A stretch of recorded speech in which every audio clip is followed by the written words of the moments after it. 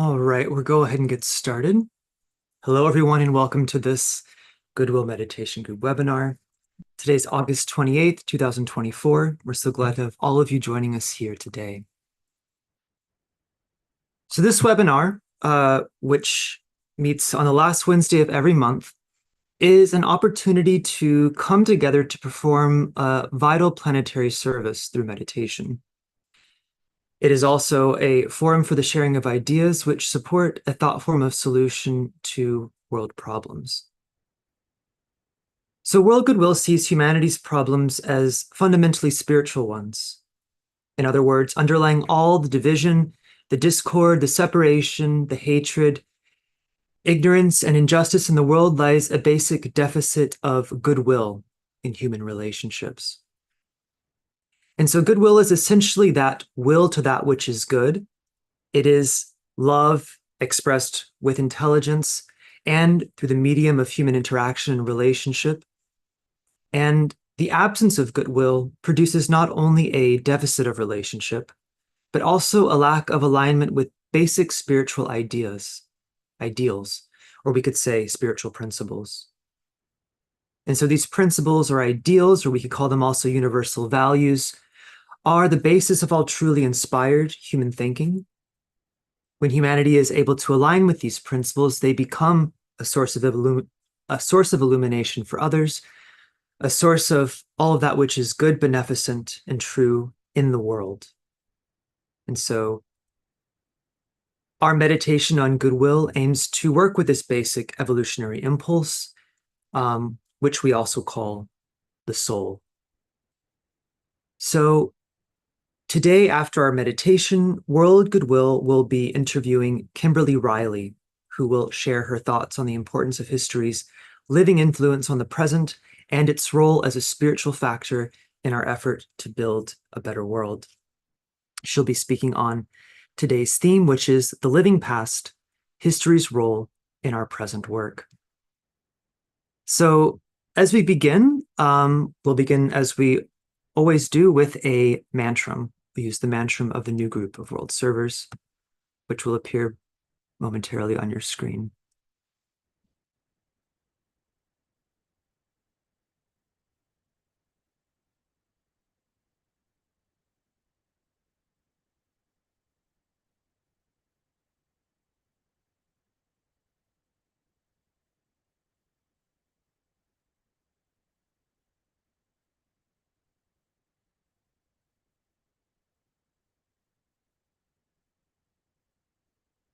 May the power of the one life pour through the group of all true servers.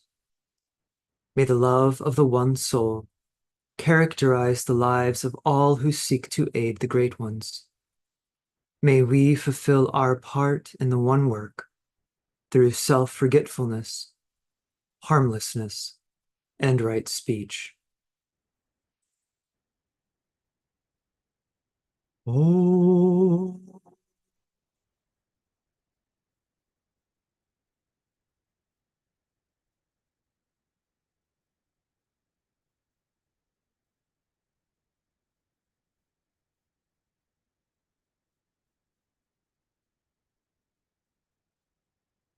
So before our meditation today, I'll share just a few thoughts, and then we'll proceed with our meditation, after which I'll invite Kimberley Riley to come on to speak, and we'll do a brief interview.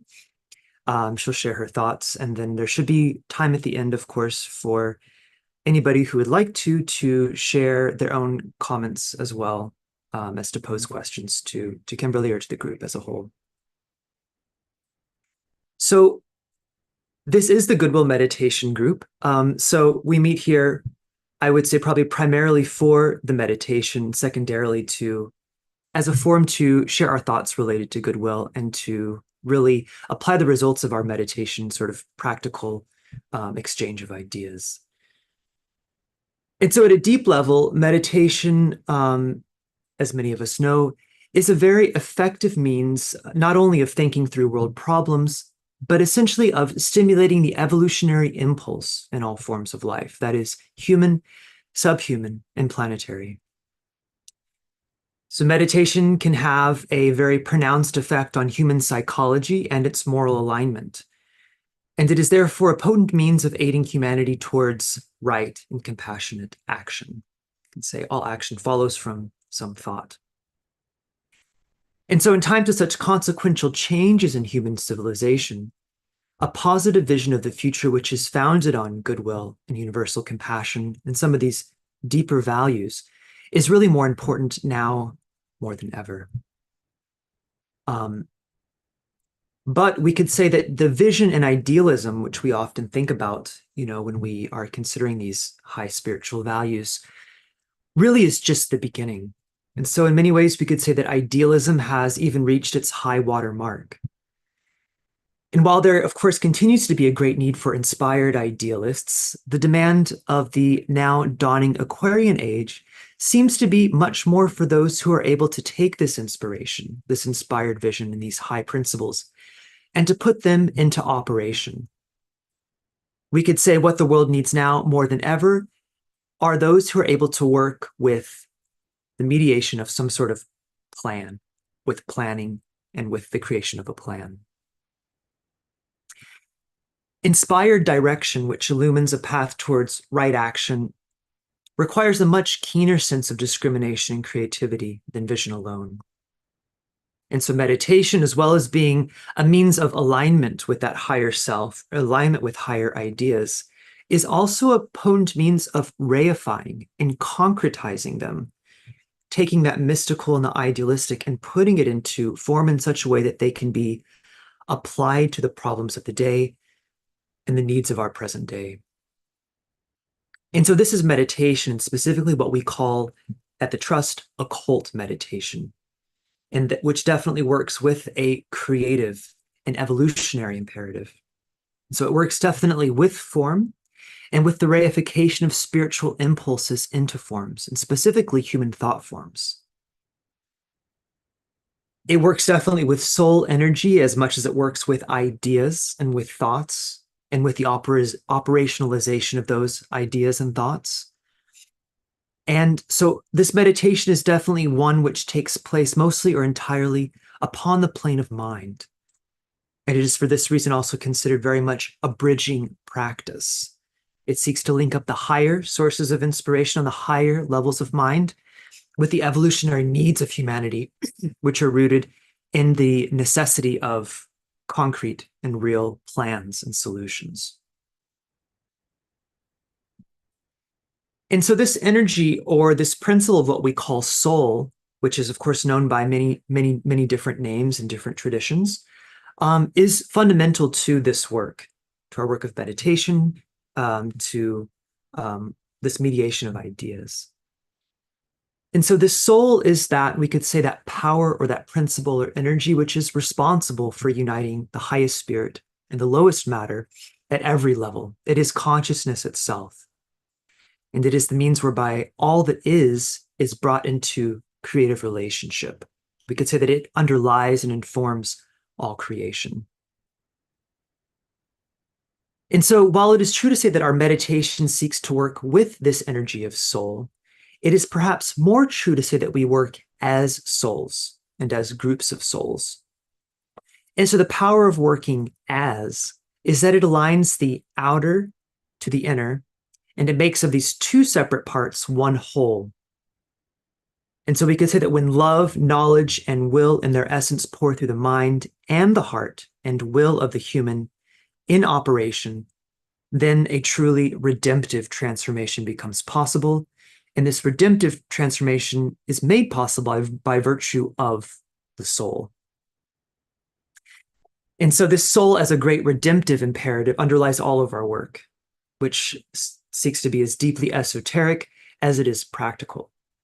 Esotericism is essentially the science of redemption, and though esotericism is a very metaphysical discipline and philosophy, and therefore it can become obscure, its operation in the world can and should be, and is, deeply consequential and effective and direct in the manner in which it acts upon and addresses vital human need. And so this requires us in meditation to reflect on what it really means to work with redemptive imperative? What does it really mean to work as souls? What is it that needs to be redeemed, and what does redemption look like in different circumstances? We could ask also, how do the very real and complex problems which humanity faces factor into this process of redemption and what we know about redemption esoterically? How do we address, for instance, the very real problem of human evil in a way that doesn't oppose it on its own grounds, which, as we know, just begets more evil, but actually really transmutes it? And so these are the types of questions which meditation can address, and which our meditation in Goodwill actually can seek to address as well, both in a broad sense, of course, philosophically, idealistically, but also as need arises in more specificity as well. And so I'll leave you just with those few thoughts. And now we'll move into our meditation. Give me just one moment to share the PowerPoint.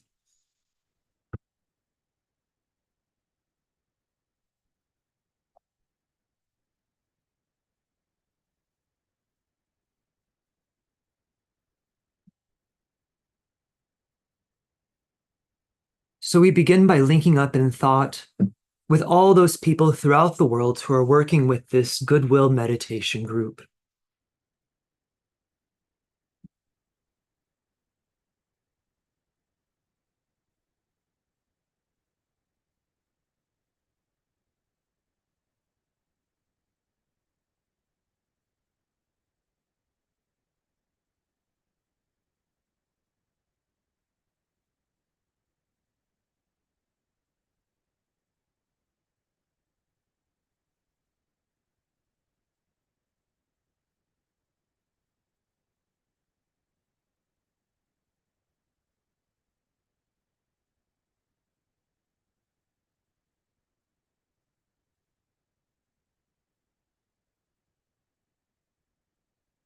And we reflect upon the fact of relationship. You are related to your family.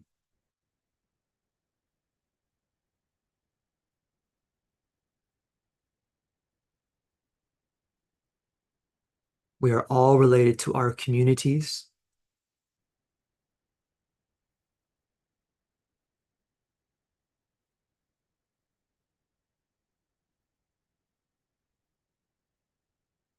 To our nations.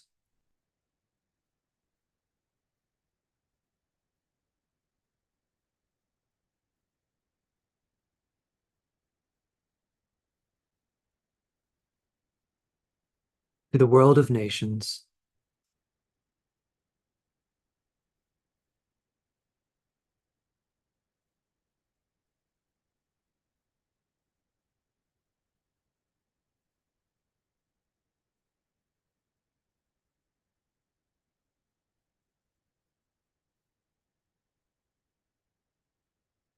And to the one humanity made up of all races and nations.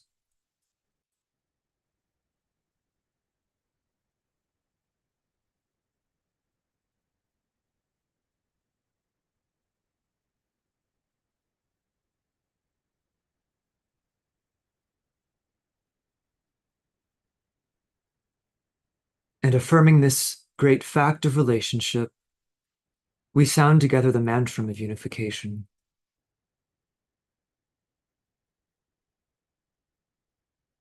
The souls of all are one, and I am one with them. I seek to love, not hate. I seek to serve and not exact due service. I seek to heal, not hurt. Let pain bring due reward of light and love. Let the soul control the outer form and life and all events, and bring to light the love that underlies the happenings of the time. Let vision come and insight. Let the future stand revealed. Let inner union demonstrate and outer cleavages be gone. Let love prevail. Let all people love.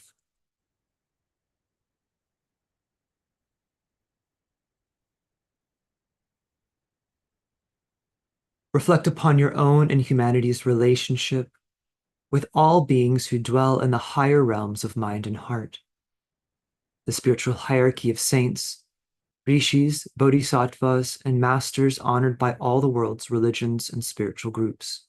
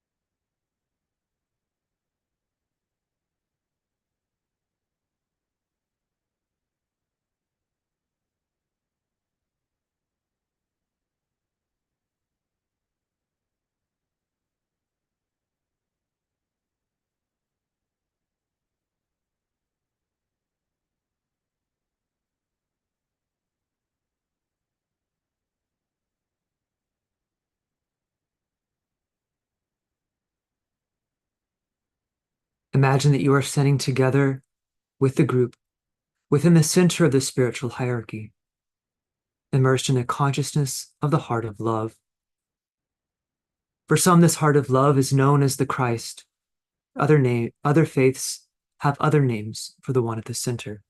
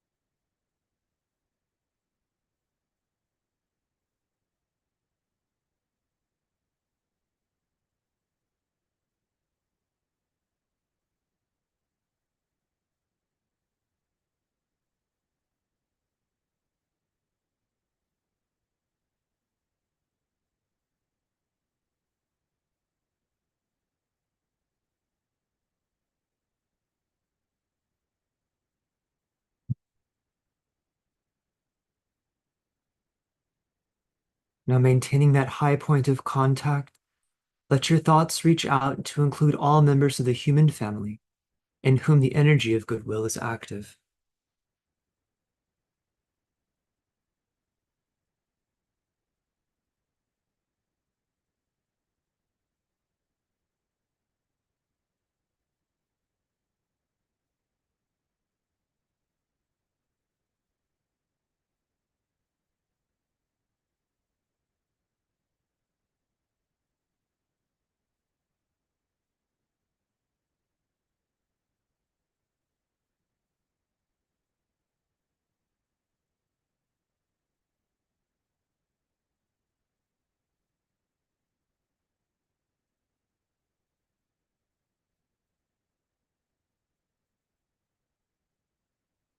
We sound together the affirmation. In the center of all love, I stand. From that center, I, the soul, will outward move. From that center, I, the one who serves, will work. May the love of the divine self be shed abroad in my heart, through my group, and throughout the world.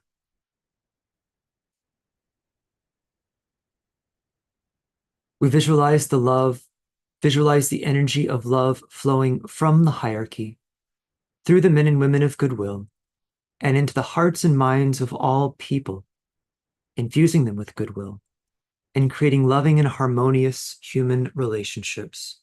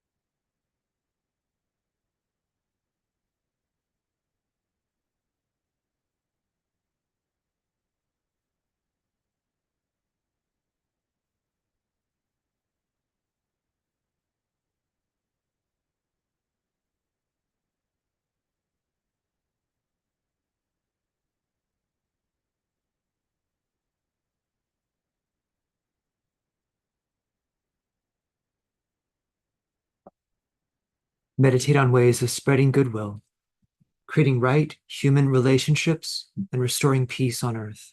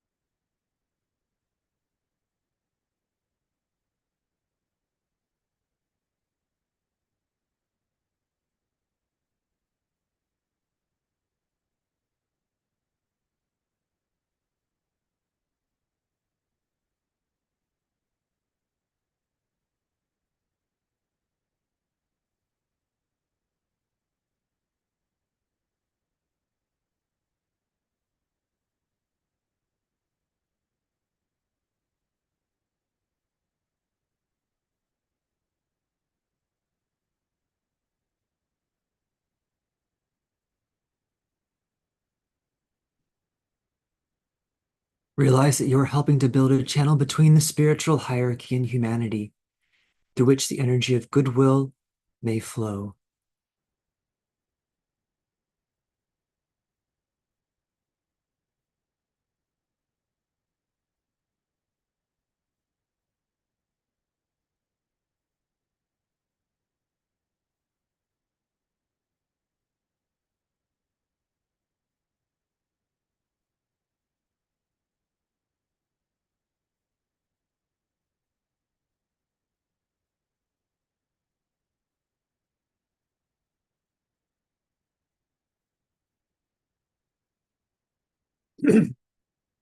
Linked in thought with men and women of goodwill all over the world, say the great invocation. Say it with deliberation and with full commitment to its meaning, knowing that you are radiating its potent energies to humanity.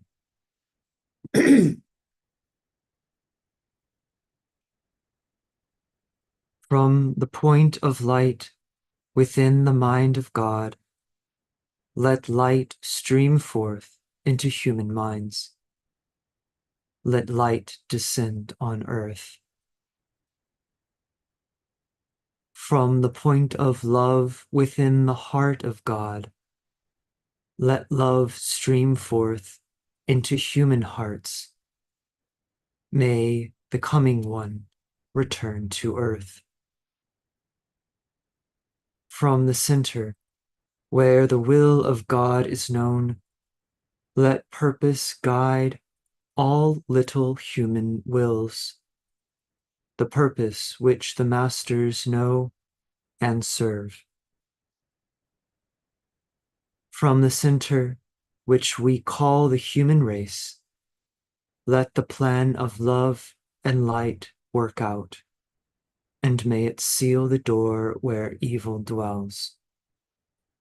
Let light and love and power restore the plan on earth. Oh.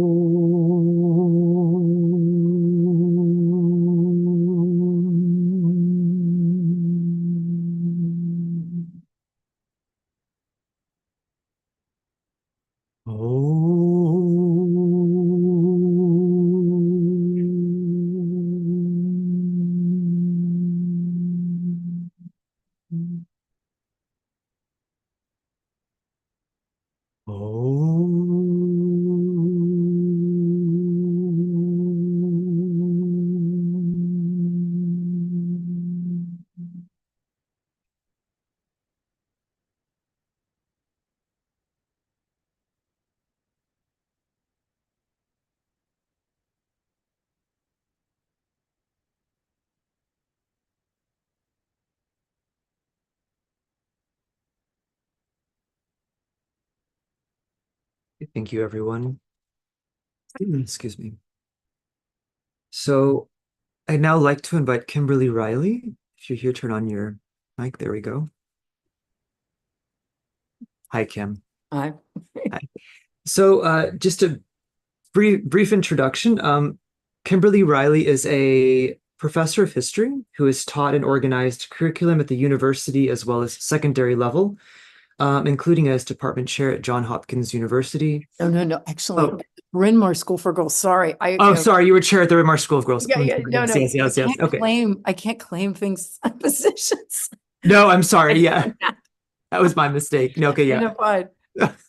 Sorry, Kim. You're making me much bigger than I am. No. So Kim sent me a brief bio and I just summarized it. So that was the issue. So Kimberly, so you were a professor of history at the university level I at was for Johns like Hopkins. like 17, 18 years. And then Yes. I kind of retired from that and was worked at a school I actually attended in Baltimore called the Bryn Mawr School for Girls that and I was the department chair there and taught history and did a lot of curriculum development. Yes. Okay, great.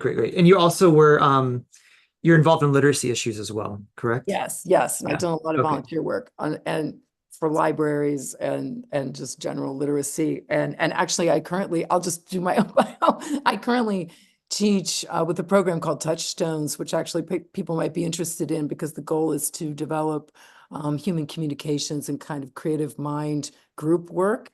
And it's taught at all levels, university, secondary school, but I actually teach it in the Jessup Women's Prison in Maryland. So there's a group working on that. So I'm still teaching in that capacity. Okay, great. Wonderful. So sorry about that mix up. Yeah. um, so yeah. But Kim, why don't you begin by just telling us what first inspired your interest in the study of history and how you got sort of on that. Sort of bright. Yeah. Yeah. I was interested in history, honestly, from almost, I feel like the time I could remember. I grew up actually in a very old house, and I actually live in a very old house. And I think that environment was partly just opens up your mind to what things were like in the past and then how they're different from the present or how they're the same. And then when I was really maybe 8 or 9, I read in classic comic book form. If anyone is my age, I'm 63 and remembers classic comic books. It was A Tale of Two Cities by Charles Dickens in comic book form, but so it's the story of the French Revolution. And from that point on, I just think my fascination with the past, with the stories of the past, with the people's experiences in the past, it just sort of blossomed from there. And then I went on and was a history major and got a PhD in history and sort of studied it formally, academically. I think in terms of some of the ways I'm thinking about, or what I want to talk about maybe today, were really inspired by the work of Friedrich Nietzsche, who's a German philosopher. My actual PhD was in German cultural and intellectual history. And he wrote a book, maybe it was in the 80s, called The Use and Abuse of History. And in that book, he talks a lot about the ways history can be used either to enhance human life or to suppress energy and dampen and sort of weaken human life. And I won't go through the whole philosophy of it, but just that idea was really just intriguing to me. When I first read it, I actually have a master's degree from St. John's College, which is in Annapolis. It's a great books program. And I did a segment on the philosophy of history, of which that book was a part. And also there's a book by another sort of Renaissance scholar called Giambattista Vico, called The New Science, in which he also talks about the way history is conceived, not its specifics, but abstractly what its philosophy might be. And those things just resonated with me throughout my life, actually. I've thought a lot about it and brought some of those ideas into my meditative work. And anyway, so I think I have this lens, I think, coming out of those two works. Thanks. That's wonderful. So that kind of gets us into the focus of our theme, which is really on the role that history plays in the present. So in the relationship between those two, basically. So which I guess of course is the whole field of history is really about what you said. But yeah, Wow. but more specifically, I guess, could you speak to the question of like what exactly, what is it perhaps that that humanity does with history that we can or should be doing with history? Yeah, can I say part of what I think we shouldn't do? I mean, it's like Yeah, the shouldn't do, it's going to come, the should is going to come out of the shouldn't do. yeah, But so, first of all, I would say, I think history is, as a history teacher, I have heard many people in my life say, oh, I really hated history. I didn't like it. They see it as sort of this compilation of facts. And there's a lot of, history that gets presented that way, unfortunately. I think it's, for me, important to start with the idea that we are designed as historical thinkers. Our whole conception of ourselves as individual people and ourselves as parts of communities, parts of nations, parts even of the world, is historically based. Without that, some understanding, whatever that looks like for you, I just think we almost don't exist as human beings. So it's so intensely a part of our apparatus, our structure, our mental structure, that it seems to me like it's worth starting at that point and then asking, okay, then what do we do? What are we going to do with it? Typically, I think, and the thing that say in the use of the Nietzsche work that I was talking about, there's this, one of the things he was opposed to, and I have come to feel this way a little bit, is just this endless piling up of facts about things, just about everything, where you just have tons and tons of sort of data points or even narratives, or you kind of retell old stories, whatever you want, the French Revolution or the New Deal or whatever, civil rights movement, whatever you want to do. And you just kind of repeat the external storyline over and over and over. And like, I love that. I love doing that. There's nothing wrong with doing that. But I do think there's a potentially sort of, let's say it doesn't tap all the energetic sources, I think, that are potentially there in history. Mhm. I think the other thing, I've just a couple more negative things. We have a huge negativity bias, I think, as human beings. Probably people seeking goodwill know this, right? And I know it as a history teacher. People love to study the Holocaust. Anything negative, violent, horrible, they're drawn to it like a moth to a flame. And you just know it's going to be a great class because everyone's so interested in the evil part. And I mean, it is interesting, but I think it blocks us from what the possibilities are of from the past. And then my final thing is I think that Westerners particularly have the sense of history as having a linear arc and perhaps with a moral direction. And that would position us always as better than all the people in the past and all the things of the past, and always kind of also in a kind of negative space. And then we're trying to move forward on that moral arc. And maybe there's some truth in that too, but again, I think it obscures our vision. It means we just sort of dismiss a lot of the past, or we look down on it. People love to do that too, like how it was all bad then, but now we're better. And aside from limiting your own self-evaluation and self-examination, I think this just, again, it leaves the past as something kind of dead and negative, as opposed to this rich source potentially of creativity and energy. Mhm. Which is how increasingly, as I've aged, I have begun to think of it. I mean, I would never give up academic history. I'm not opposed to that at all. But I think there's a lot more that we can get out of the past, thinking about the past and knowing something about the past. So I guess the question becomes like, what is that? And you and I were talking about, let's say, take, for example, what we just did today. So thinking about goodwill, for example, and you could think of that, I think, just as an abstract concept that's Mhm. there in the world, that we could tap into, or maybe it's part of the mind of God or something like this. But I would also say goodwill has been exhibited and existed in myriad forms all over the world throughout human history. That's there as a lived out experience and lived out energy. In fact, I think, and there are people who argue this, that, people are more cooperative than they are negative. Like the negative violence is actually intermittent in normal life, which involves often a lot of cooperation, so that those and goodwill, and people have sought from ancient times on to foster goodwill. So is it possible, if we think about this, that we can add that energy into our own energy as we contemplate what goodwill is, and use that as a source of amplification? And I was thinking of that, like, since we talked, that it's not just inspiring. I think we could say, or if you look at, say, the problems of humanity, and people have worked on those also from the very first human beings, it's not just that we want to look back and say, oh, I'm inspired by X, Y, or Z, or that person, or those actions, but that there actually might be some sort of energetic residue, or some sort of heritage that we actually could contact if we spent time thinking about it, Yeah. or spent time sort of meditating on it, actually. No, And that's no, sorry, go ahead. No, I was just going to say one more thing. It's like you yeah. have to almost turn your eye, for example, since I used the French Revolution is in my classic comic books as a starting point. Well, the worst part of the French Revolution, the terror, went on for a year, and then it was stopped. It was stopped by people who were like, enough. We never think about those people. Yeah. We think endlessly about the people that were, writing up the lists and guillotining people, but we never think about those names of people. And I think they were more than just leaders of just who were just no more of this.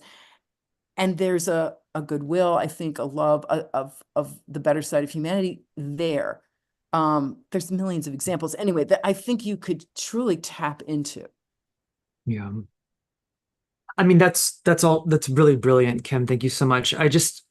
When you were talking through that, I was thinking like, okay, well, like there's this, I think what you're getting at, there's like almost, I hate to call it a mystery, but it's like there is something in the good of that which has already occurred, like the past, that so it's almost like, so the ageless wisdom, so yeah, because we have that sort of as our legacy here. Mhm.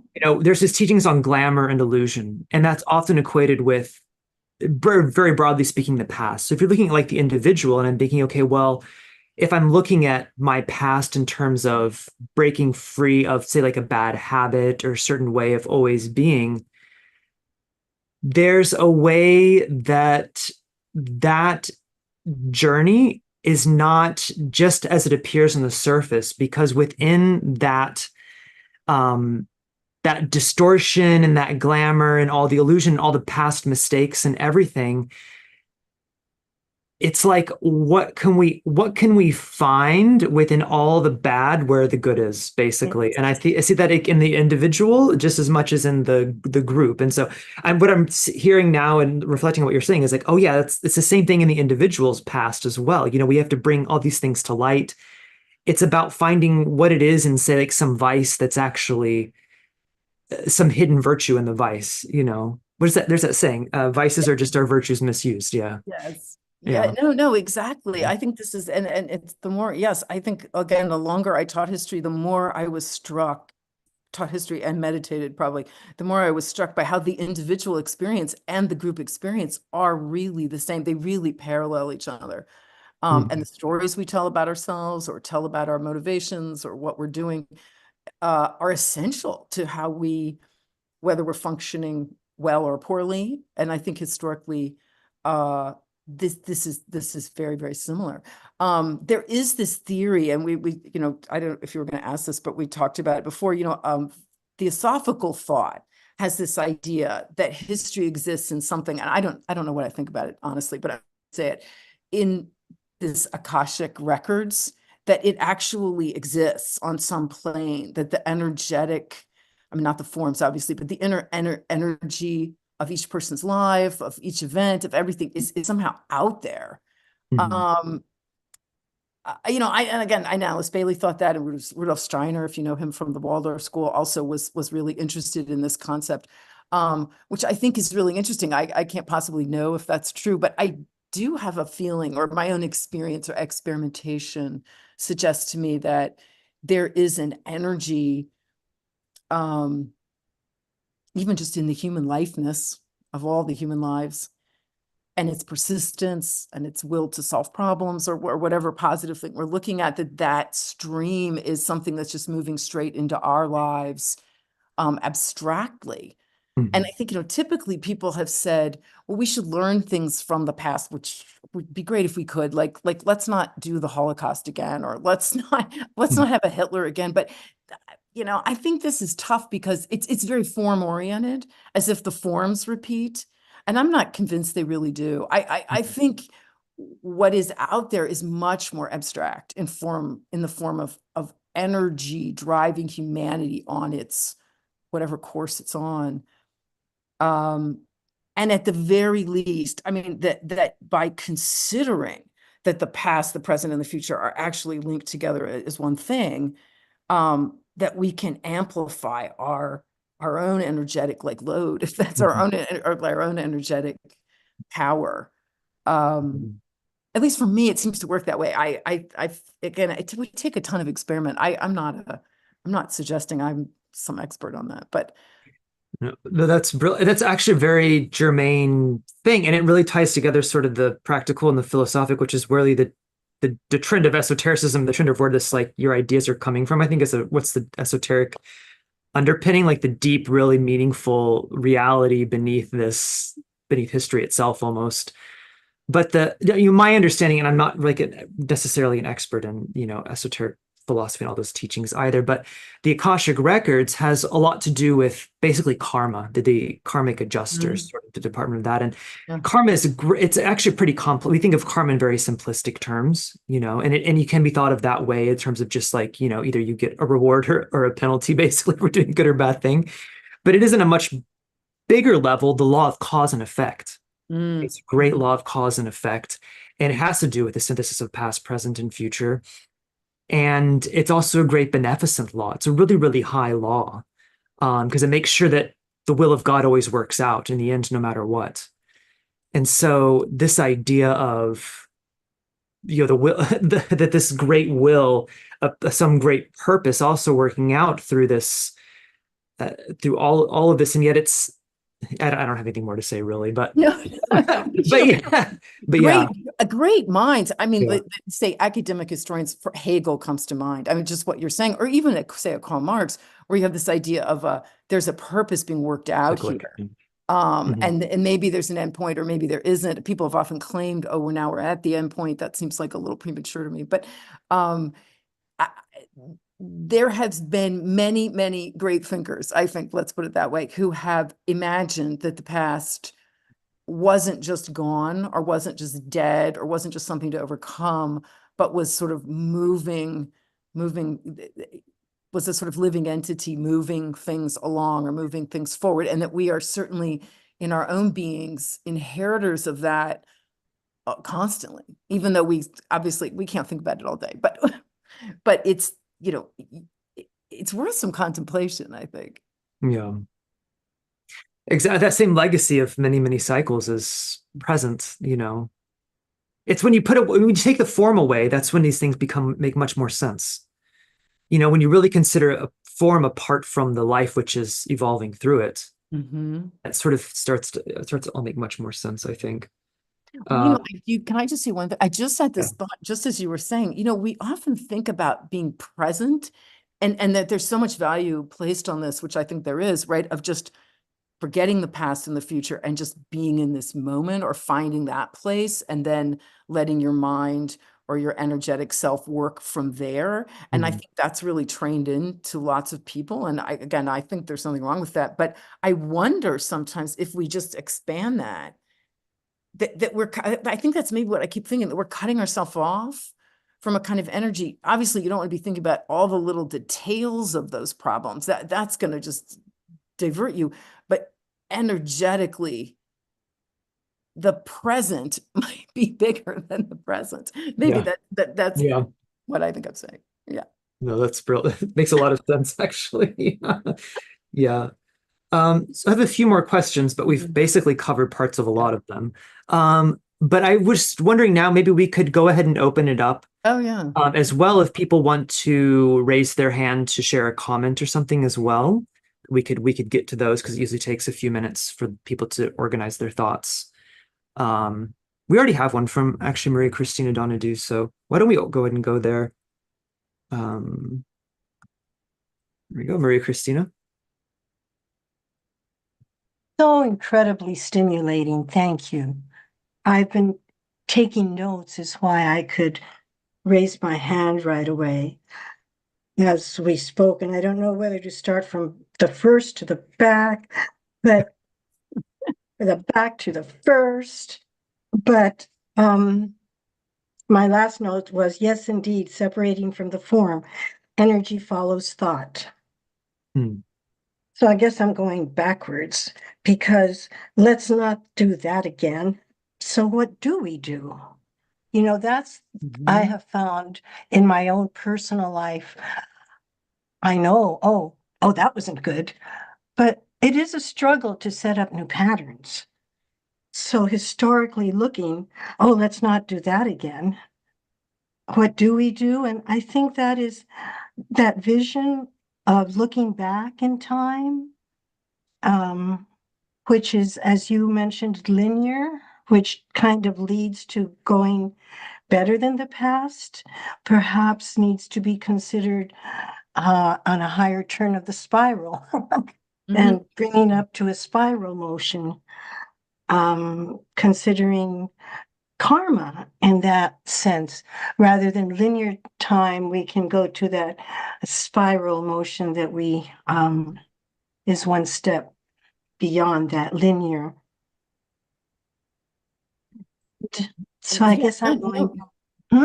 No. I know. I mean, exactly. I think, I do think we have this amazingly selective bias of what we look at. I sometimes think we don't even have a very good, real understanding of the past at all, because we take these really dramatic, often negative highlights, or we focus on things, say we want to change. And I mean, let me give you an example of this, like that I found kind of compelling. At one point, I had to do some history of the two Bryn Mawrs, so Bryn Mawr College and the school I taught at, Bryn Mawr High School, or School for Girls, which are linked together. They were founded by the same women. And I won't go into the reasons why, but anyway, I spent a lot of time on the history of the founding of these two schools. And the storyline that I would imagine most of us have learned about women's education and women in the late 19th century or early 20th century is that, there was all this oppression and women couldn't go to school, blah, blah, blah. But the fact of the matter is, if you look at the real founding of all these schools, they were helped by men as well as women. And then the story that we always told in the school was like, this is these women and they did this. And I mean, that's all fine. But it's actually not true. It's actually really takes out a whole group of people who were there with goodwill, who wanted women to be educated, who were the male promoters of the women who did this were quite extensive. And we just forget about it.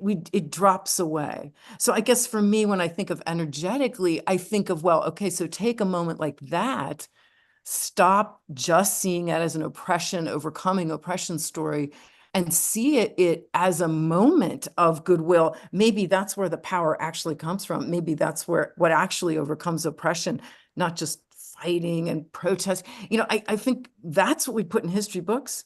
So we're all conditioned to see that way. That's what it would look like, right? We never see this other part. I think this quiet helping behind the scenes, maybe. Yeah, and it's very interesting because the last thing I would mention, and follows right along. A few years ago, before we were even in such today's dire straits, I recall hearing that 80% of our thoughts in each one of us, sociologically speaking, if we watch them, are negative. Oh yeah, I think this is true. This negativity bias. Right, right. This Right. No, negativity yeah, bias does yeah. not just extend to looking back in history, but we carry within ourselves. And Mhm. I was thinking about that because within myself, I know that when I look around and look at all good, oh, this is all good in my life, say, okay, lovely, I can enjoy it, but there's a little aimlessness. And what needs to be worked on, let us say, is where the creativity comes in, so that sense of negativity, that kind of gives a sense of purpose. And that's just a sharing of my latest thought as I look around and I go, oh, there's all this good stuff, but I will go to what needs to be done.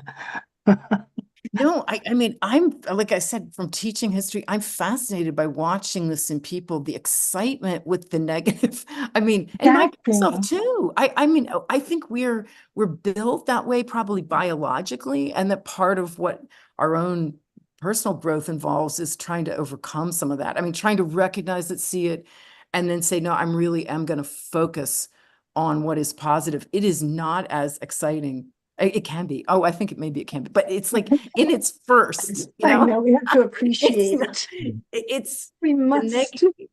The negative just draws us, like our attention. I think we're biologically set for it because that's, you know, we've got to survive. So I mean, it's in that innate sort of animal self. Thank you. I should I'm I'll sorry, give it was up that great. because I could keep going, but Yeah. thank you. Thank you. Thank you, Maria, Christina. No, yeah, and I wonder if just on that same vein, Kim, if this if history isn't an opportunity, looking at this negativity, this sort of bias in history isn't an opportunity for us to rethink some of our biases in the present as well, because sometimes it's so much easier to look at something from the past perhaps and to see, you know, a greater balance. I think there's a great, you know, one of the seems to increasingly underlying our problems today is this sort of inability to see things clearly, you know, inability to see things objectively. So yeah. No, exactly. I know, I agree. Yeah. Of course, again, there's so much money to be made and whipping up people's feelings. I mean, we all know this. It's like it's become almost an industry. So we're just there's a lot that has to be overcome. Mhm. Yeah. And the meditation is seeking to be overcome, which is maybe partly, just to go back to my theory of amplification, is that's maybe it would help, because I do think sometimes the positive thought feels weak. It feels better in a group, right? It feels better when you do this together, I think, or you imagine yourself alone with other people, or this concept that there's a hierarchy, to me feels strengthening, that there's something, it's not just me and my little tiny thoughts.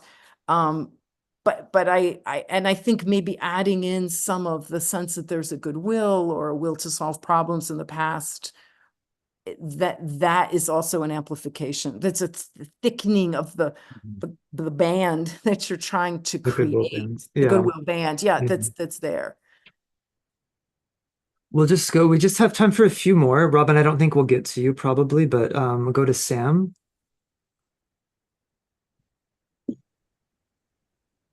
Hello, Phoenix. Hi. hello.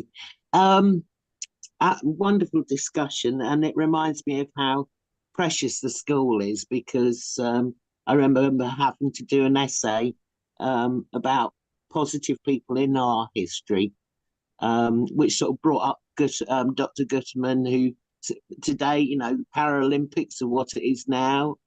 Um, and But also a present one that's very potent in my mind at the moment is a lady called Audrey Tang from Taiwan. I don't know if anyone's heard of her. Um, there was a wonderful article in The Guardian, how she encouraged her government to actually talk to all diversities of people to come up with solutions, especially through social media. So, in many ways, she's actually transforming the whole issues of our conflict that we seem to have. So, yeah, I just thought I needed to share that with everybody.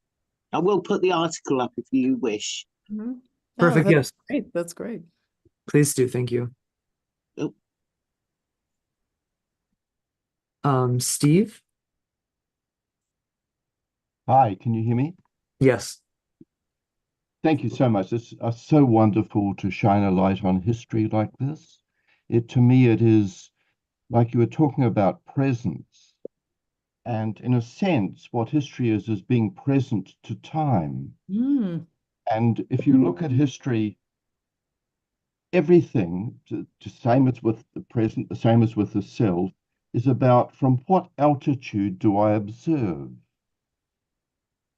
So if I observe from the perspective of soul, then I see history in the way you're speaking of it. And I see this, like if you the plan, I see the dynamism of time and actually the beauty of the human, and which I am. I'm part of this beauty. And as a terrific force. So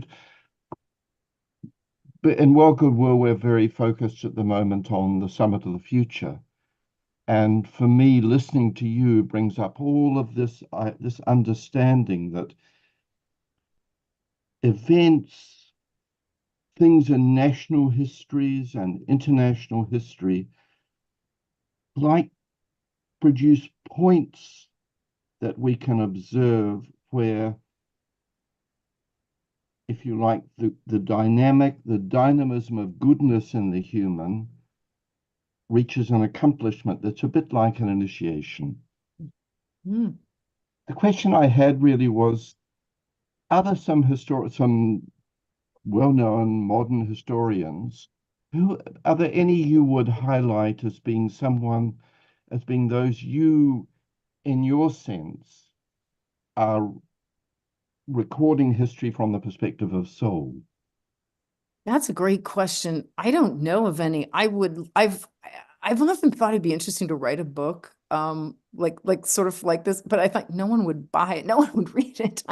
Or a history of like sort of the good thing. I don't know. I really can't think of anybody. And when I just think of most modern histories, they're really structured. They're structured around these things we've decided to pick out, and then of course there's a market, and also market forces too, for sure. I love what you said though, that first thing about history being the presence of time. That's great. I mean, that's great. I think that's really insightful, because I was struggling with that, like how do we have the presence, and then but I want it to be bigger than that. But that's really I think that's exactly it. It's that perspective, the more abstract, soul-oriented perspective. It is a form of presence. It's a different kind of presence. If someone has a book, I would love to know. I read probably pretty more standard academic histories that, no, they love the negative. But the thing Yeah, is, Hegel was somebody putting that. I said that Hegel. Yeah, those, like, there's definitely philosophers of history that get there, that start to try to go there. I think that's true.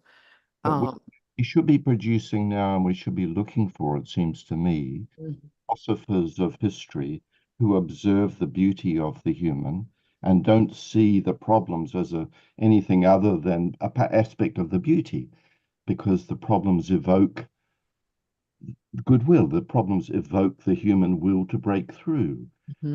History has, as you say, this wonderful role of revealing that in our DNA, we have this history of breaking through apparently insurmountable habits and instincts.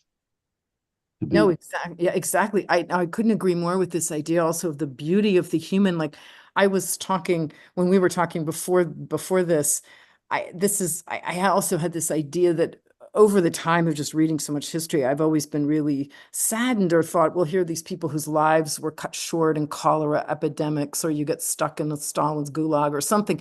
And then, this is just distressing, or I don't know, you're forced to think about that.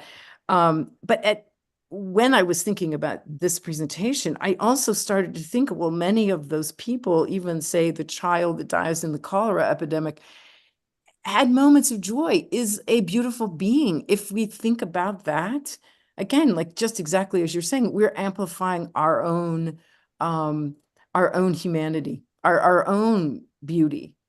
And I think we don't do that. There's a lot of human beings are mostly just terrible. I don't know that they are. I really am not. I think we're taught that more than it's true. I mean, obviously there's truth in it, but it's certainly not the day-to-day experience of huge numbers of people, past or present. exactly. And sometimes even death, it's extraordinary how, I don't know, you call them memes but archetypes. So some child dies of hunger. Out of tens of thousands, the soul of this child lifts them up to the face of the world. And through the news media, suddenly we see space, and often the eye, we see the mother. And so you think, wow, this little one, what a soul to embody, um, the just, it's part of the beauty is the pain of transition. It's the pain of being human. It's anyway. Thank you. I really appreciated your focus and your work. Well, thanks for your comments. That was really interesting. Are we out of time? It looks like. I think we are, and I think that's a good place to end probably as well. So Robin, I'm so sorry if you'd like to write in, Robin, and I can forward your comment on to Kimberly if you'd like. Yeah, if you'd write just for email it into us. Kim, thank you so much. It's been a joy. Definitely we should have you back sometime. So yeah, thank you so much. It's been wonderful. And Great. Well, thanks for listening, everyone. I got to try something out. I feel like grateful to the Arcane School and Michael for giving me that opportunity. So thank you so much. All right. Take See you. care. Bye. Yeah. So we'll just end with a brief moment of alignment, and then I think we could just sound the Om one time, and then I'll put up some upcoming meetings as well, so we can just end with a brief alignment. Yeah.